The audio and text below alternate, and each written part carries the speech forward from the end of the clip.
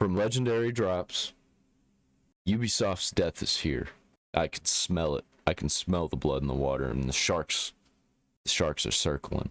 I'm a shark. The last 24 hours for Ubisoft has been as bad as it gets for a AAA company, and at this point I do feel like they may be on borrowed time. I do think we are potentially looking at the absolute death of Ubisoft as we know it. Now, obviously, I don't think the company is going to completely go under, but I do think we might be looking at an acquisition either by a private equity firm or another company. And how much that is, it's going to be a lot less than what it would have been a couple of years ago. So as most of Sony makes a lot of games like Assassin's Creed and Outlaws. I just feel like Ubisoft is more of a Sony property than a Microsoft property. I could see Assassin's Creed being, back in the day, Assassin's Creed 2 and Brotherhood, I felt like that was more of an Xbox property. But now it feels like Sony. But it might be because of Ghost of Tsushima and games like that being on Sony consoles. I don't know. You already heard by now. We talked briefly about it because it was just rumored at the time, but yesterday's video, Assassin's Creed Shadows to 2025, kind of felt like it was a foregone conclusion because of the fact that they canceled their Tokyo Game Show appearance, and then they also canceled all press previews, which is pretty much a sign to everybody that this game is getting delayed. Now, the game was supposed to be launching in the middle of November, about 6 or 7 weeks away, and they suddenly delayed it the day after Ghost of Yotei was announced, which is just hilarious timing, and also a couple of days before they were supposed to be in front of a Japanese audience presenting their game that's set in Japan. Just optically really bad look. But yes, we have this delay announcement. It's pretty much all the stuff you expect, but there are some very interesting admissions here, I think. We've made the decision to postpone the release date to February 14th, 2025, so the game is now going to be launching about 4 months later around. What do you want to bet they delay it again? I don't think it's going to come out Valentine's Day. And February is just absolutely stacked. There's so much competition, and this is a risky move overall, moving from the prime time, the pristine, the most attractive holiday season to February of 2025. That's something that is very unappealing to a lot of investors, and why so many of them are absolutely pissed with how mismanaged Ubisoft has been with this game. The game will release on a broad range of platforms. This is the big thing. Ubisoft is, again, another company that is returning to Steam, and it will be there at launch, and you know it's going to be a... Why don't they just take the hit and finish the game and release it next holiday season? Probably because they can't. You know it's going to be there. It's going to be that mostly negative rating no matter what. I just guarantee it's going to be happening, and you're going to see everybody talking about and laughing about it. Well, maybe not Ubisoft, but additionally, pre-orders will be refunded, and all future pre-orders will be granted the first expansion for free. This is a very interesting admission. All of the wokies that are at Ubisoft, whenever they get laid off because Ubisoft goes under, they'll find other jobs.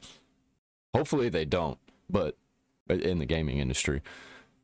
I say that because, one, they had to cancel these pre-orders, probably for the deluxe edition that includes that early access, which you get to play. The wokies are probably going to be applauding because we're all going to be like, oh no, Ubisoft died, our beloved Assassin's Creed, and they're going to be like, ha ha ha, we killed your thing that you liked, this is what you get. The game about 3 or so days early, and they had to do that because of the fact that early access is no longer there. The game is releasing day one on Steam. It's going to be releasing for everybody, and now if you obviously pre-order, you get a first expansion for free, which is just content that was pretty much cut from the base game likely. Now, what's interesting about this is the fact that they were so okay with refunding these pre-orders, it makes me believe that the rumors were true, that Assassin's Creed Shadows pre-orders were low, and they need this game to be a hit. They cannot afford this game to sell a couple million copies less than what the last couple of games have sold. And you gotta understand that this company is fueled by Assassin's Creed. Obviously, they have a couple of other franchises, Far Cry, Tom Clancy, but Assassin's Creed is that's their cake. And if this game sells a couple million, we could see this company truly just crumble to the ground, in which there is thousands of developers losing jobs. And I think people forget that Ubisoft is a massive company. They have like over 14,000 employees, and they've been barely holding on. And now, if they're big, pristine, they're the main When do you think we're gonna get another Far Cry game? franchise does not sell the way that they need it to, this company is just ruined. They are done. And it's not even just like they'll be sold off to like the highest bidder. It's most of the company will be gone. And I know a lot of people watching this is good. I don't want Ubisoft, but say what you will, there is every couple of years there's an experience that I really do enjoy from Ubisoft, and they have a number of franchises that I want to see done right. And if Ubisoft were to be under, let's just say, the Meta flag or a private equity firm, I think it could get a lot worse for gamers in terms of the experiences that's being built. It is worth mentioning that, yeah, we did get response about Ghost of Yotei from Assassin's Creed CEO, the Guillemot family, Yves, I think. Oh, the cope. The cope is strong with this one. Assassin's Creed Shadows delay puts it in competition with Ghost of Yotei. But Ubisoft CEO says there's room for both. No. No, there isn't. You know why? Because if you buy one, that's $70. If you buy both of them, that's $140.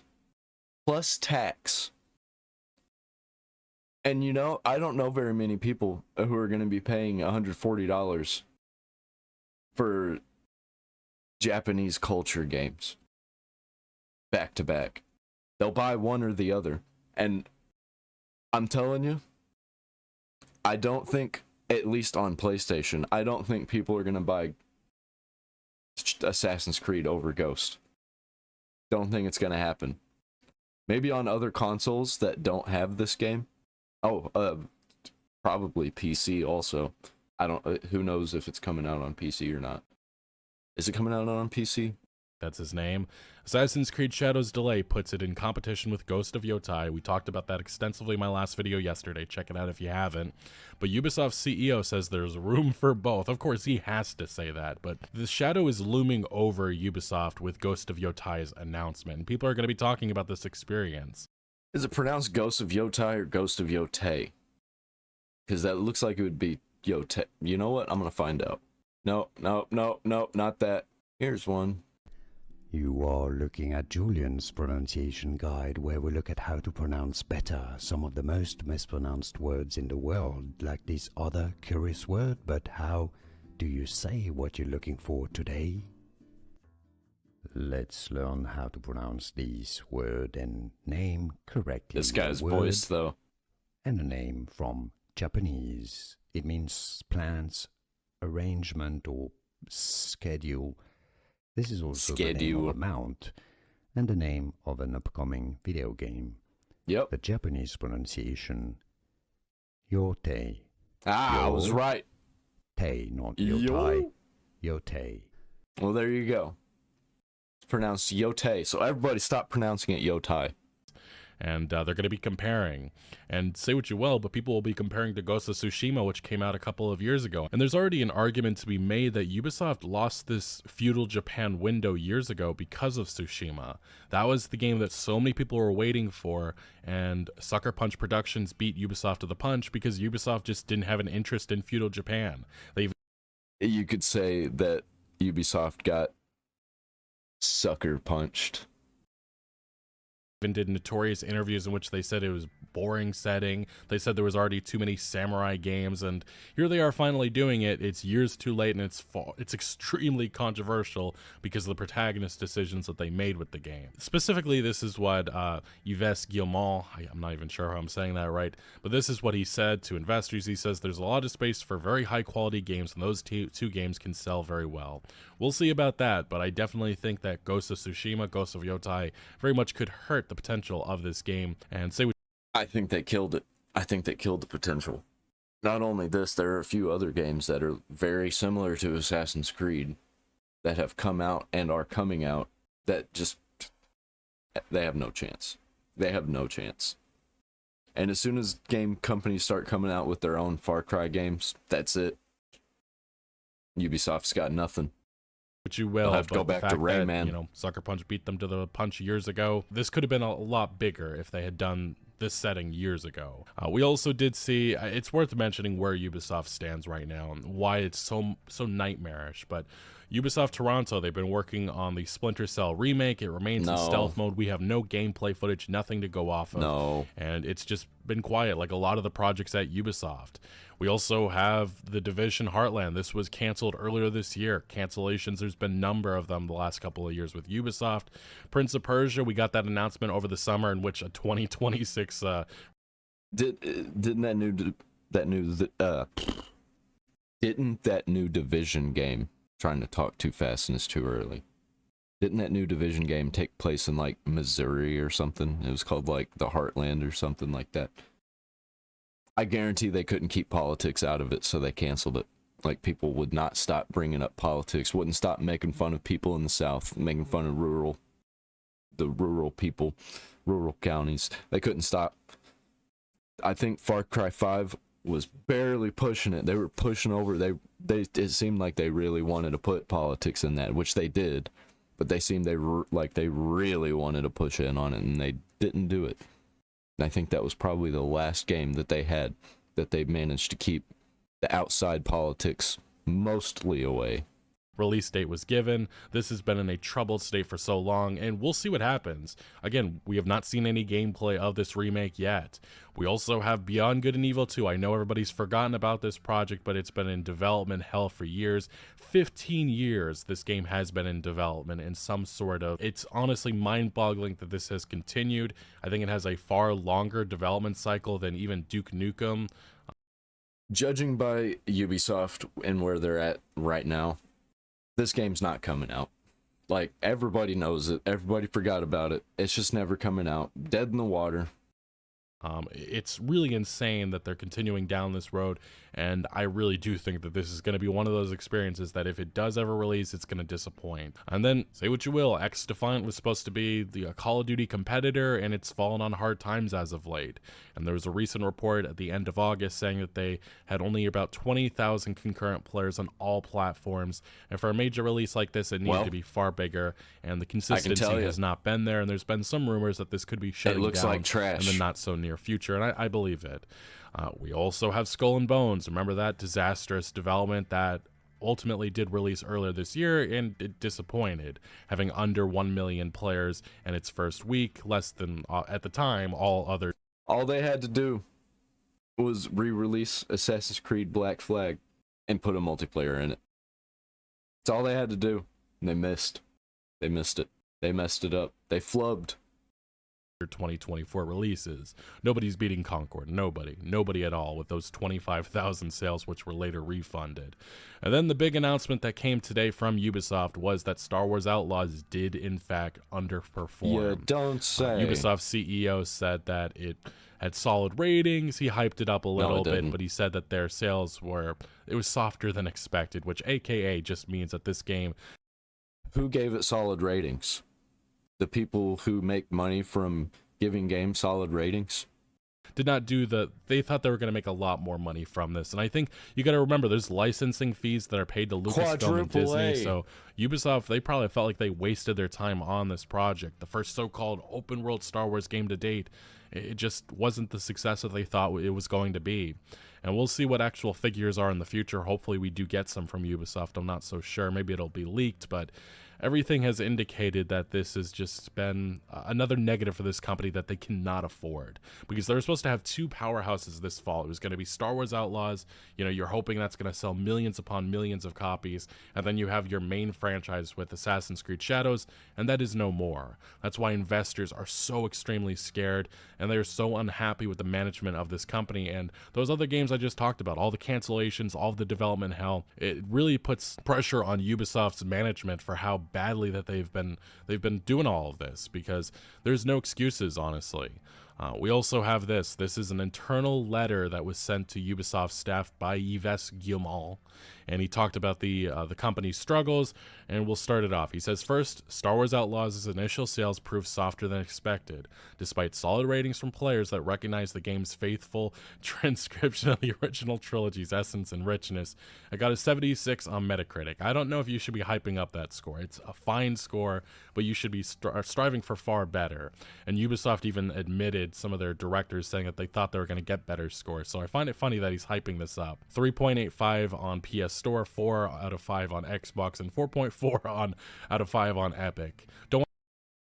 Well, I ain't gonna be using Epic anymore because that's just a straight lie. An 8.8 out of 10. That's what a 4.4 is. It's an 8.8 out of 10. Come on, Epic. Come on, what are you doing? Want to talk about those Metacritic user scores, though. They don't. And they won't be talking about those Steam user reviews in the future with other releases that release on Steam Day 1, which is the new thing. While players praise the sense of detail and the beauty of the graphics, Steam and YouTube is where I go for reviews. Who even, like, watches these reviews from these reviewers and game journalists? Other game journalists and reviewers and game companies for some reason. The fake ones, the fake game companies, the ones that are just there to grind for money. Real game developers, they know that YouTubers and Steam is where the reviews are actually at. That's where people actually go. the effectiveness of the reputation system, and endearing characters like Nick, some also noted areas of improvement. Recognize they don't say anything actually about the gameplay or the story, you know, some of the most important aspects of a single-player story-driven experience. He does continue, he says, in today's ultra-competitive market, players expect extraordinary experiences it's not that competitive. and ultra-polished games on day one. We need to continue. Bro, it's not that competitive, though. Because how many games are people buying? I feel like every single person that I know that buys video games are all buying the same games because they're few and far between right now, and they're skipping games like this, and that's why they're getting poor sales, because my friends who usually buy all the games aren't buying all the games now. To improve when it comes to fine-tuning our games and delivering outstanding gameplay. This is what will enable Ubisoft to again create the best games in the industry, I suppose. Consequently, we decided to delay Assassin's Creed Shadows to February 2025. The game is already playable and of high quality and has all the features the team wanted to integrate into the ambitious experience, which makes you wonder, why are they delaying it if they're saying it's so high quality, it's so absolutely amazing? And he says, High quality from who? Who says, who's judging the quality being high or not? Because like if I'm writing a book and I'm like, hey, this is the greatest book ever written, and I give it to a bunch of people and I'm like, hey, tell me what you think. Read the first chapter, tell me what you think. And they tell me it's garbage. Is it still the greatest book ever written?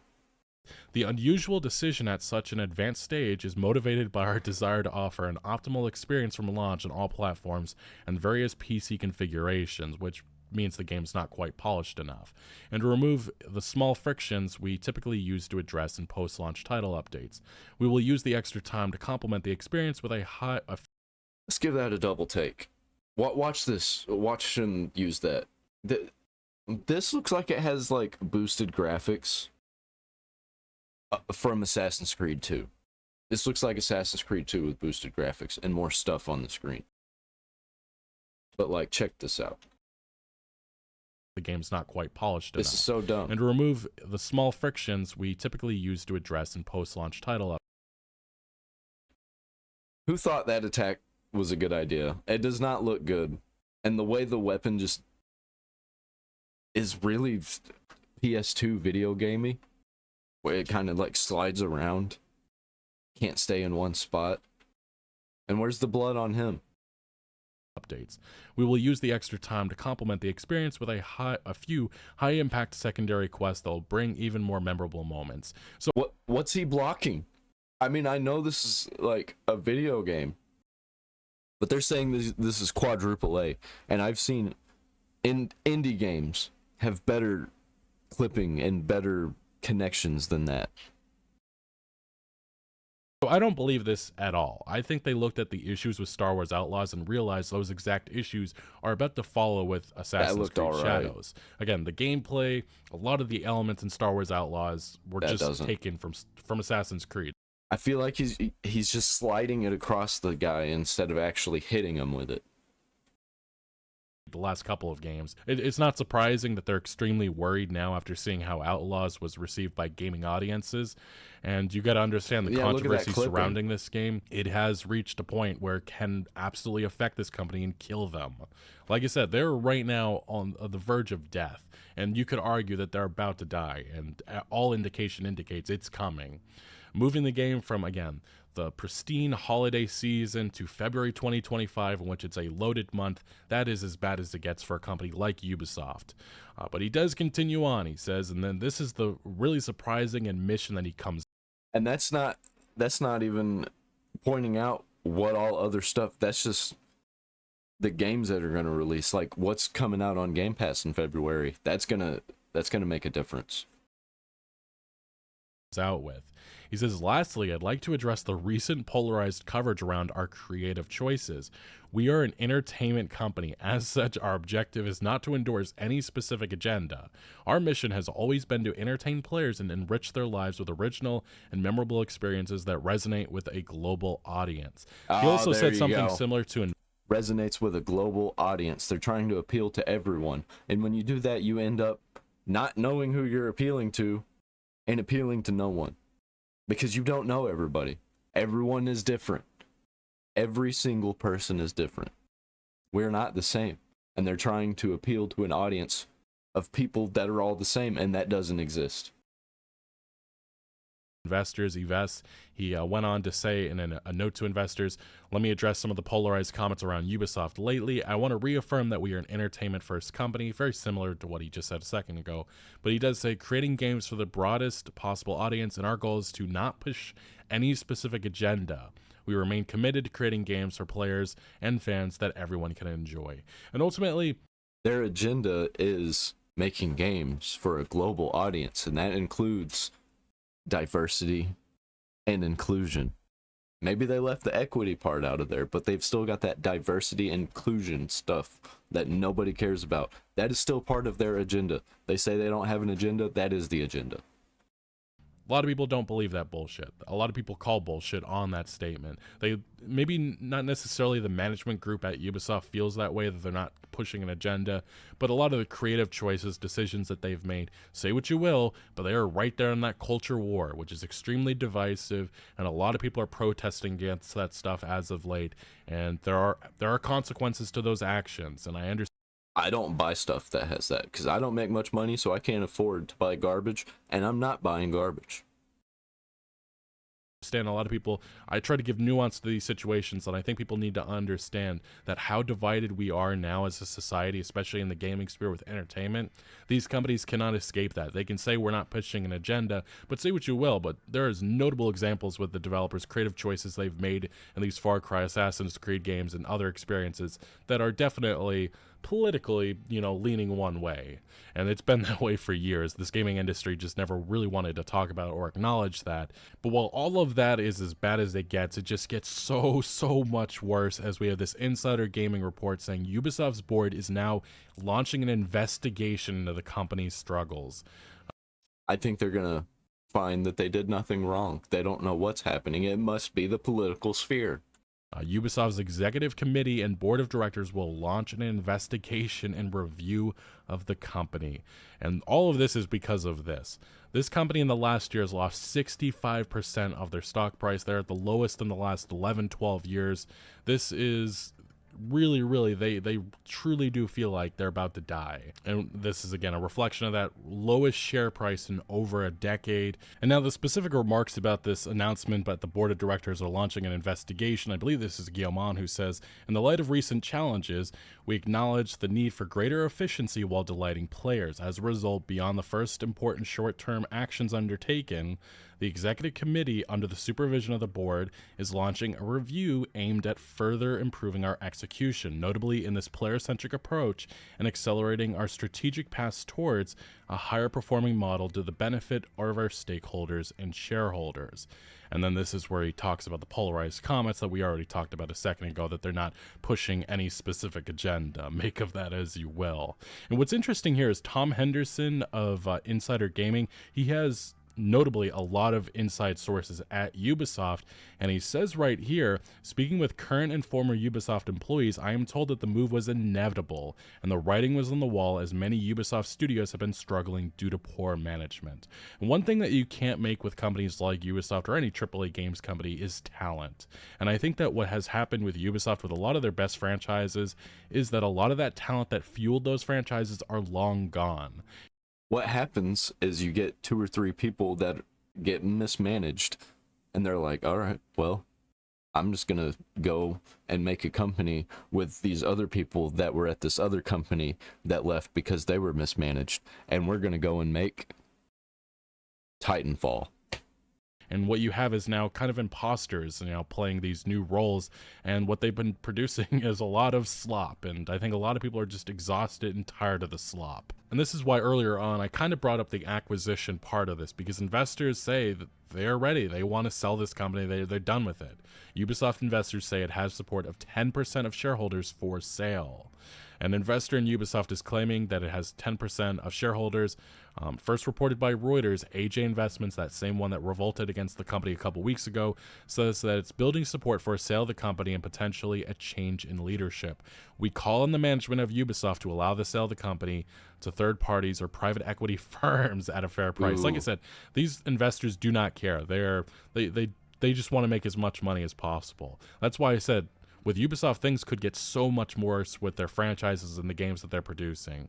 The private equity firm at a fair price, the firm which owns less. I don't know about you guys, but I don't think we're getting any of these games back. Especially if it gets sold to a private equity firm that's just there to make money. We're just going to get something different. The heart and soul isn't going to be there. I don't know, man. I smell smoke. Less than 1% of the company said in a letter shared with Reuters, but apparently they have about 10% of support so far. The firm didn't name any of the investors it claimed to have the support of. They also declined to provide that information to Reuters. AJ Investments first made calls for a sale and change of executive leadership, as I mentioned, in early September. At the time, they said they believe the company is mismanaged, while Ubisoft shareholders were hostages of the Guillemot family members and Tencent, who take advantage of them. Management is focused on pleasing investors. That's right. Doesn't Tencent have like some kind of deal with them where they basically own them? That's China. China has deals with a bunch of these companies that are failing. Something's fishy. Something's up. It's almost like they're trying to make our game companies fail while they release bombs and just completely destroyed everything that we know with by making better stuff and destroying our stuff. Who knows, man? Who knows what's actually going on? I just don't care. I really don't when it comes to the gaming industry. Just like, make better games. That's why I've been stuck in the indie scene for so long. Investors with beating quarterly results and not focusing on long-term strategy to provide exceptional experiences for the gamers. Our company has extensive knowledge about the gaming industry, and we were long-term shareholders in Activision Blizzard, and we started our Ubisoft position a couple weeks ago and still adding to it. And that is one of the investors that is right now revolting against this company. And this is the landscape that we live in. Private equity firms, that is likely who's going to be picking up Ubisoft. Ubisoft was already floating the idea of being acquired by other companies back in 2023, and they were laughed at by other companies. And I think the problem is that Microsoft really can't afford, or because of how they purchased Activision Blizzard, it'd be very difficult for them to go about acquiring Ubisoft. And a lot of the other AAA companies just aren't interested in the baggage that is Ubisoft.